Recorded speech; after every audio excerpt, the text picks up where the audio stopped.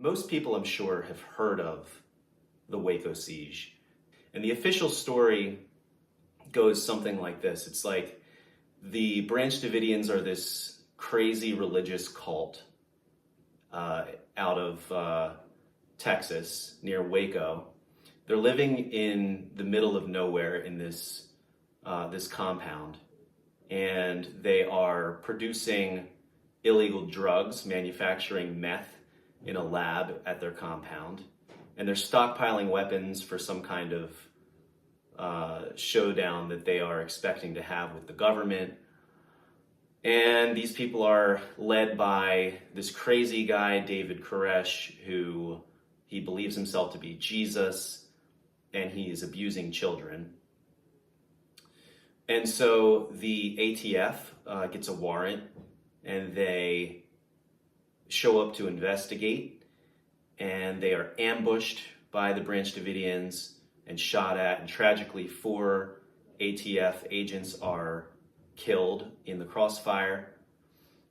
And so begins a 51-day siege during which the Branch Davidians refuse to negotiate, and the FBI is called in for backup, and the whole thing ends when the cult commits mass suicide in a blaze of glory as the ATF and the FBI watch in horror. You're not going to tell me that the government, the people that care about us and protect our rights, showed up to this place and just mass murdered dozens of Americans, right? Well, it turns out that there are actually a few problems with the official story, and this won't be a comprehensive overview, but if you want one, you should check out Scott Horton, who is an author and a podcaster, an interviewer who focuses primarily on foreign policy post 9/11, but he has done some interviews on this topic. He's delivered speeches on this topic, and he's just a great resource if you want to find out what really happened at Waco. But I will talk for a few minutes here about some things that I learned along the way, things that made me question what I formerly believed about the Waco siege. So the first problem is the Branch Davidians were Protestant Christians, and they had separated decades before David Koresh was ever involved with them. They had separated from the Seventh-day Adventists, and they had pretty typical Protestant beliefs. And I think really the only thing that separated them was that they had slightly more apocalyptic views, more emphasis on revelation. But they were Christians. They believed in Jesus. They considered themselves to be Christians. And they weren't living in a compound. They were living in a church that was made of lumber and drywall, and there was no, brick wall surrounding the property. There was no moat with alligators and machine gun turrets. This was simply a church building with living quarters. And David Koresh was their leader. He was a creepy guy, and he was most certainly exploiting his congregation.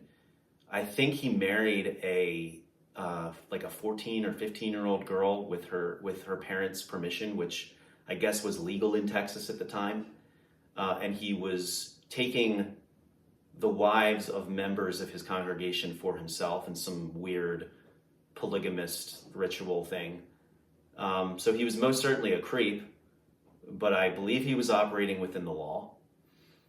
The Davidians were most certainly not manufacturing drugs. No one was convicted of any drug-related crimes after the fact. And as far as their firearms are concerned, they were, you may be surprised that buying and selling guns is a pretty common thing to do in Texas, and the Branch Davidians were licensed to do so. The reason that the ATF was tipped off is that a UPS driver noticed some shipments that seemed strange to him to the property and may have seen some what he thought were grenades. They turned out to be collectibles, inert grenades that they were selling for a profit. And again, this is Texas, 1993. People buy and sell guns in Texas, and no one in the congregation had any pending charges. Certainly nothing related to the investigation. So anyway, the ATF they get their warrant and they show up to execute this raid. And the first major question that we run into here is who fired the first shots, and we don't know. The ATF claims it was the Davidians. The Davidians claim that it was the ATF. But we don't have any video evidence, or all we have is testimony. And we do, in fact, have the testimony of one ATF agent who, during initial questioning, admitted that he didn't know who fired the first shots and that it very well may have been the ATF firing at dogs on the property. But again, we just don't know. Nevertheless, 4 ATF agents and some Davidians are killed, and this siege, this 7 weeks long siege or standoff, I should say, begins. And of course ends with the fire, during which the ATF claims the Davidians committed mass suicide.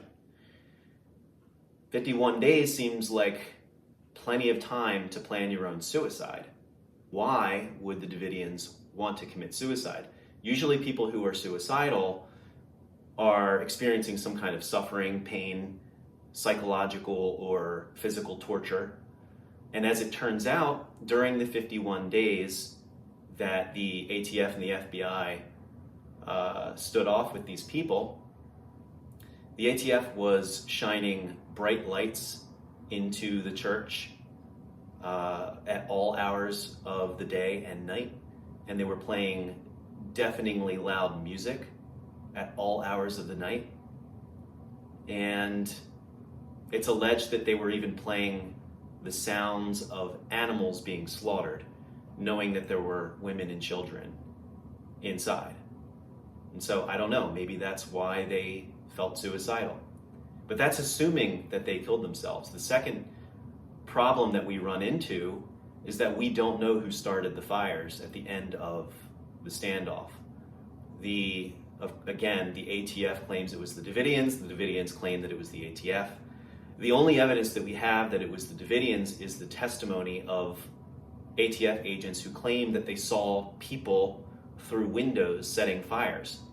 And I have a hard time believing that, with tanks driving through walls and tear gas being fired and bullets flying, that any ATF agent in that environment would be able to see clearly a person inside a building setting a fire. You won't be surprised to find out that that there were incendiary devices found near the building after the fact. But again, we just don't know. It doesn't look great that the fire trucks were held back initially. It also doesn't look good that there's thermal aerial footage that seems to suggest that while the fire was raging and Davidians were trying to escape, ATF agents were firing their weapons into the building. Now, you might ask, why would, if in fact the ATF murdered these people, why would they do such a thing? And some have suggested that due to their reputation, in part because of what happened a year earlier in Ruby Ridge, they were at risk for defunding or possibly being absorbed into the FBI. And so there was an incentive there for them to have a big show of force to go after the Davidians like they were the Charlie Manson cult, or like the People's Temple, Jim Jones. That's a possibility. I don't have any proof that's why this thing played out the way that it did, but it is possible. Of course, intent doesn't matter in this case, because all you really need to know is that the ATF was in charge. The ATF and the FBI were the authorities, and they let this thing spin out of control. So, without having to speculate or make assumptions or anything like that, at the very least, what you can say is that they exploited a Christian group in Texas that had some minor firearms infractions. They exploited them and their leader in order to escalate a situation that didn't need to be escalated. They let it spin out of control, and ultimately it ended with 70 or 80 some dead Americans for practically no reason whatsoever. That's the best that you can say about the siege at Waco. Get off my lawn, I told the government. They said you're guilty until proven innocent. What are you on that makes you exuberant for what's about to happen next? Whether or not you like it, the ATF's in charge here. In charge. Got on the phone with the local media, portrayed me as a dog as if I've been disobedient. Down to the bone, the press made it easier, like I had earned the burning flesh. They burned into the memory, into the memory, into the memory hole, into the memory, into the memory, into the memory hole. Bow to the allegations, bow to the official story, trust our investigation, despite the obituary. Ask for our live cremation, discount for the unbeliever. Bow to our sovereign nation, bow to your fearless leaders, or pay the price. We won't ask twice.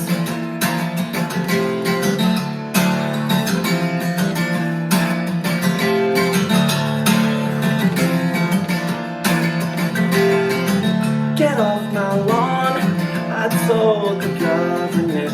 They said you're guilty of the sin of testament.